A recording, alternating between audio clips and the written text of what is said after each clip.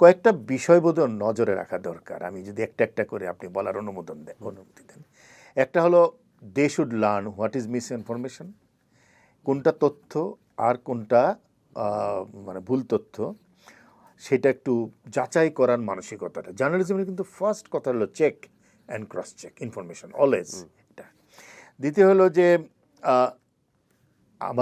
আমরা কি সাংবাদিকতা করতে গিয়ে কাউকে হ্যারাস করছি কিনা, যে কারণে জার্নালিজমের তথ্যটা এখন আসে লিমিটেশন অফ হার্ম, কত কম ক্ষতি আপনি করতে পারেন মানুষের। কারণ আমার লেখায় কারো না কারো ক্ষতি হচ্ছে, কারো না কারো উপকার হচ্ছে।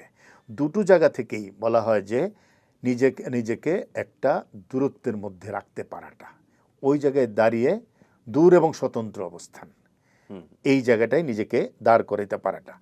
পলিটিক্যাল পোলারাইজেশন সমাজে থাকবে, পলিটিক্যাল পোলারাইজেশন থাকবে, সেন্সরশিপও থাকবে, কিন্তু এর মধ্যে সাহস করে সত্যটা বলার চেষ্টা করা, পলিটিক্যাল পোলারাইজেশনের মধ্যে নিজেকে বিলীন না করে দেওয়া।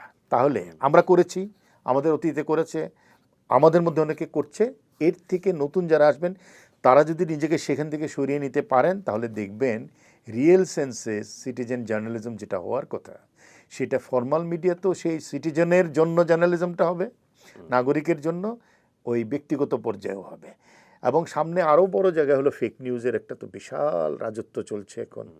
এআই এর কারণে কোনটা সত্য কোনটা মিথ্যা, এআই এগ্রেশন চলছে তো এক ধরনের। হ্যাঁ, তো এই সমস্ত জায়গাগুলোকে চিনতে পারাটা, এবং এই জন্য ফ্যাক্ট চেকিং স্কিল দরকার। এই স্কিলটা নিয়ে আমার কাছে মনে হয় যে মনের মধ্যে ওই অডিয়েন্স চেঞ্জিং বিহেভিয়ার, মানুষ যে নিয়ত পরিবর্তনশীল, ওটাকে ধরতে পেরে সঠিক সাংবাদিকতাটা করতে পারাই আমি নতুনদের জন্য আমি বলবো তাদের কাছে প্রত্যাশার জায়গা এটা।